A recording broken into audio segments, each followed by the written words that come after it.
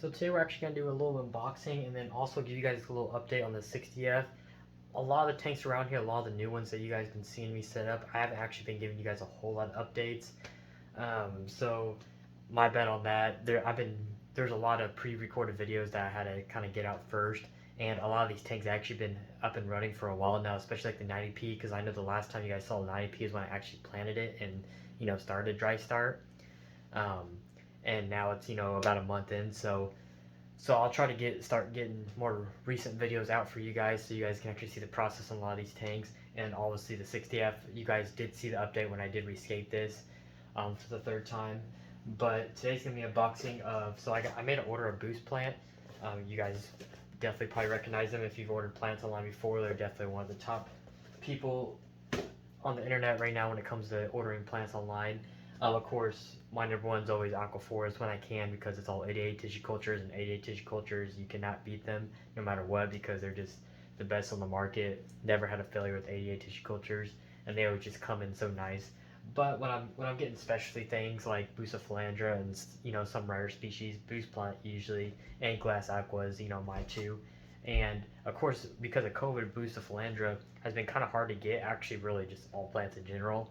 I mean, it's just constantly sold out. And the Boost plant, finally, I got a notification that they got all Boost back in stock. And by the time you guys are seeing this, it's probably already sold out. Which I know a lot of other species are already sold out, especially like the ones I bought today.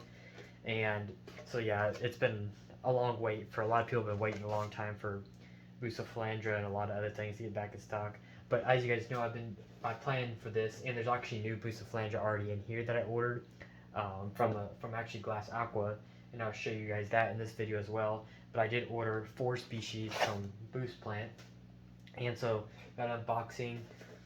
So I'll show you guys that. Got a little new sticker we can put on the board over there. So the 4 species I got. So with Glass Aqua, I did a mystery pack, because actually when Bucephalandra was out of stock, like literally, I ordered these like 3 weeks ago maybe, um, and I basically did a mystery pack, and so I didn't actually know what I was getting. And a lot of it's bigger species, so I got like Godzilla. I really don't know what a lot of these are. I have to actually go back and look it up what they sent me. But one of the main species that is really cool, I'll show you guys up close in a second, is the variegated one, and that's about an $80 Bucephalandra that I got. I mean, I paid $100 for a mystery pack, so just that one alone is like worth the entire pack, at least to me too. And it's valued on their website for about 70 or 80, and same as Boost, their variegated is about 70 or 80 bucks. And so that's a really sick piece that got in there. So I'm really happy about that. But then I definitely wanted a lot of smaller species, but of course, like I said, they were all out of stock because of COVID, and I don't know if they'll be back in stock, anytime soon now. But they did end up restocking for a little bit, and I picked up all of these. So we'll go through them. So the first one is a black pearl. So I'm not sure why they call it actually black pearl. This is the only one I'm not sure why they actually call. I think the leaves get a little bit darker green on this one, and the leaves are a little more round. But that's the only thing I can think of why they call this one black pearl. But it's still really nice. I really like it. I definitely picked it up. I think this was actually one of my last options that I picked. It was one I wasn't really trying to get, but I just wanted to try something new. So these 3 are definitely the ones I've been actually like trying to get for a while. So the first one is Brownie Jade. This one's really nice. Again, it's kind of, some of these all are going to look the same until they get established to your tank and really start growing. They'll definitely all start to look the same. This one a little bit beat up a little bit, but we can chop it up and make it look nice. I'm sure some of these are probably just going to be beat up because it is hot outside. So the rest of these look actually kind of good though. But the Brownie Jade, leaves are a little bit bigger, almost like kind of like how the Godzilla is, with the wavy leaves a little bit. This one has a little bit longer leaves. Um, Again, it says brownie.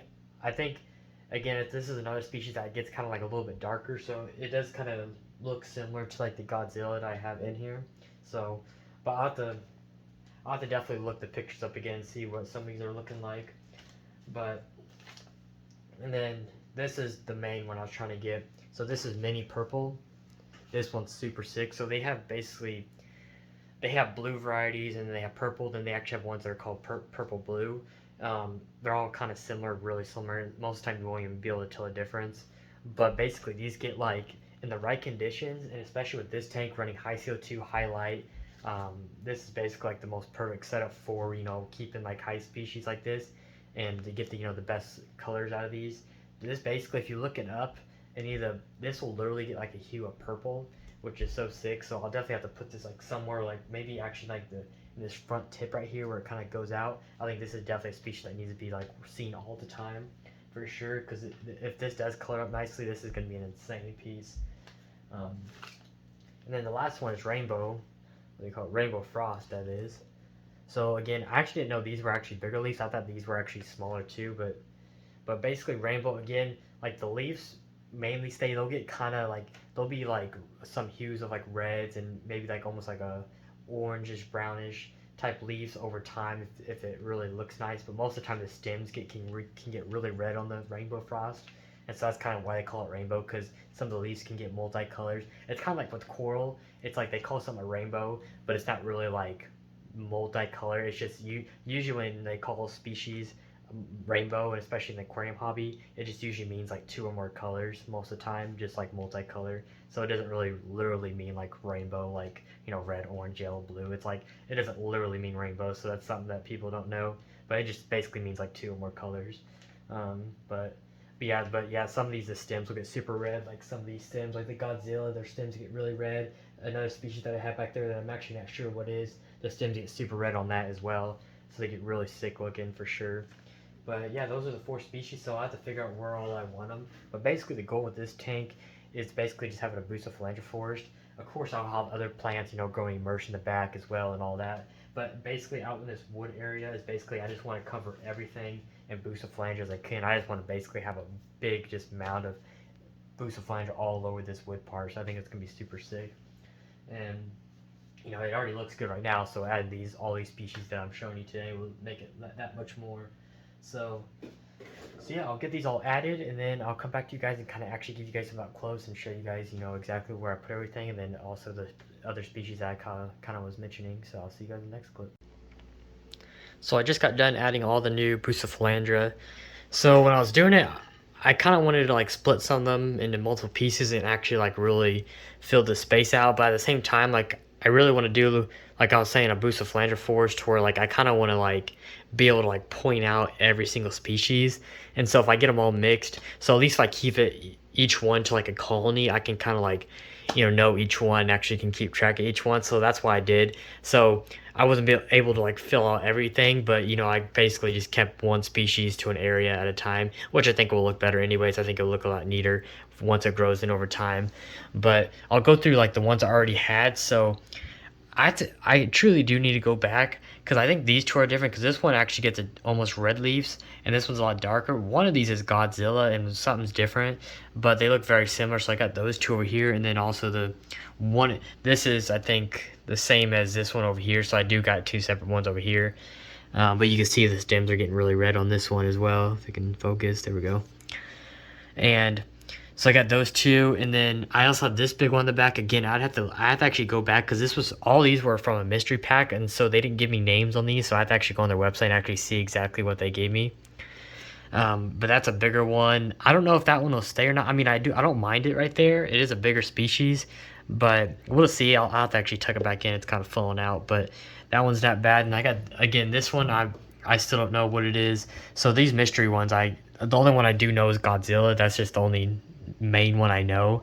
But that's the thing of Bucephalandra. They all look so similar. It's kind of hard to tell sometimes.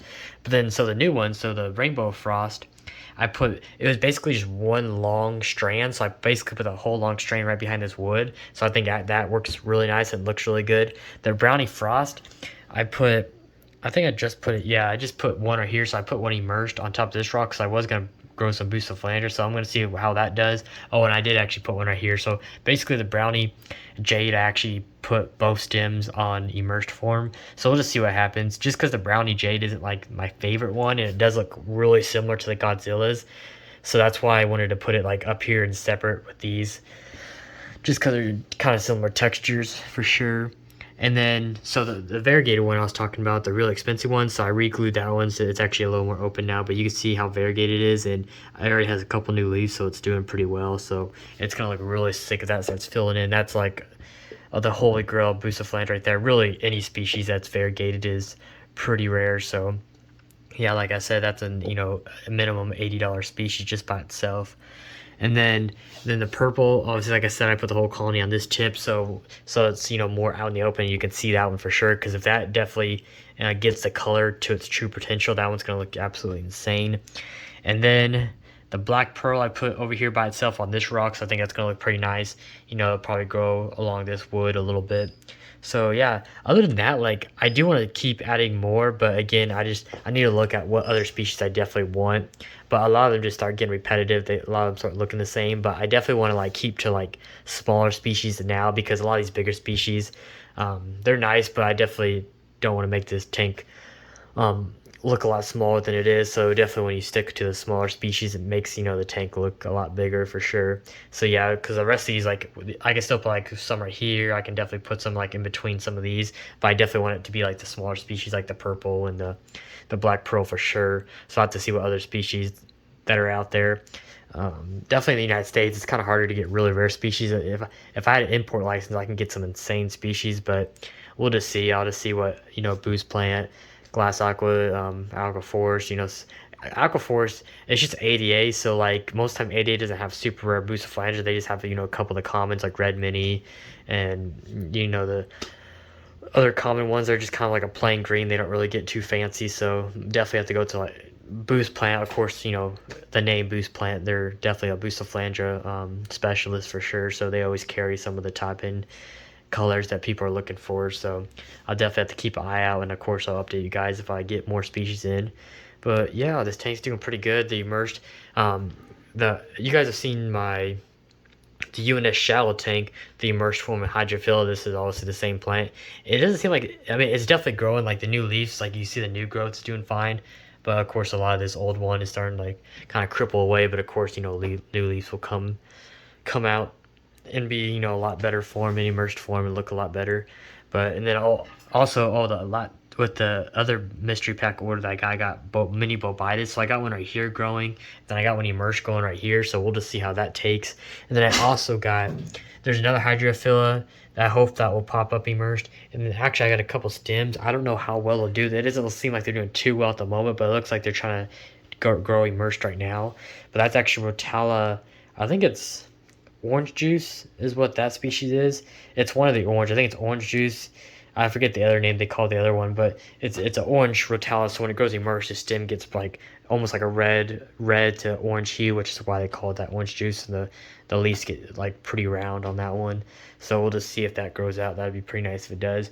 And then eventually all this, like the Ricardia, kind of, I've been messing with this, so it got super stressed out and kind of died out on top. But basically the long-term plan is just to have plants grow over this tube to where you don't see this tube at all, and this waterfall just kind of becomes almost like a hidden, basically, so you don't see any tubing at all. You just kind of see water come down that rock is kind of the main goal of this. But yeah, other than that, the carp right here, if you're wondering why it kind of is not filled right there, when I was playing at the waterfall one night, the silicone actually broke loose and the stream was kind of hitting straight down, and it basically just covered a bunch of Cuba.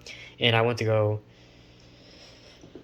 suck up all the extra soil that got pushed down, and I basically ended up tearing up some of the Cuba. So basically that just needs to fill back in, but you could see how it's looking pretty good. It just needs to kind of spread back in. But yeah, overall, I don't want to make this video too long. I already know it's over 10 minutes, and most people don't like me talking for too long. But yeah, and then I put some tiger cribs back there too, see if that does good. I just had it, so I just threw it in there. But and then the carpet back there is doing pretty good. But I'm hoping I can actually grow like some S. repens back there. I think that would be a nice touch. I need to get more S. repens though. The ones that I planted, they weren't in the best condition in the first place, and we'll just see how well. This one seems like it's doing pretty good. This one's kind of paling, but we'll see if they recover nicely over time. But yeah, other than that, if you guys have any questions about this setup, definitely follow me on Instagram at JJ Aquariums, and I'll see you guys on the next one.